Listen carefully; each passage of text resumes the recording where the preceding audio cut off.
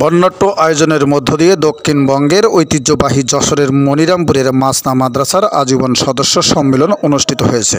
শুক্রবার সকালে আনুষ্ঠানিকভাবে উদ্বোধন করেন মাদ্রাসার মুহতামিম মাওলানা ইয়াহিয়া সাহেব।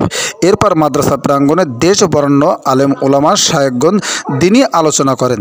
দেশের বিভিন্ন প্রান্ত থেকে সদস্যরা সম্মেলনে অংশ নেন। মাদ্রাসায় এ পর্যন্ত ২১,০০০-এর বেশি আজীবন সদস্য আছে।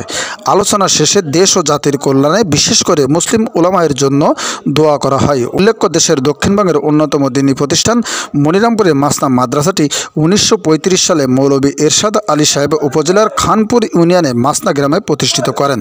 বর্তমানে প্রায় ১৪ একর জমির উপর প্রতিষ্ঠানটির মাদ্রাসাতে ১০টি বিভাগে ১০০ জন শিক্ষক কর্মচারী রয়েছে। বালক বালিকা শাখায় কমপক্ষে ২,০০০ শিক্ষার্থী লেখাপড়া করছে। বিস্তারিত ভিডিও চিত্রে। আমাদের মাসনা মাদ্রাসা দক্ষিণবঙ্গের ঐতিহ্যবাহী প্রাচীনতম মাদ্রাসা।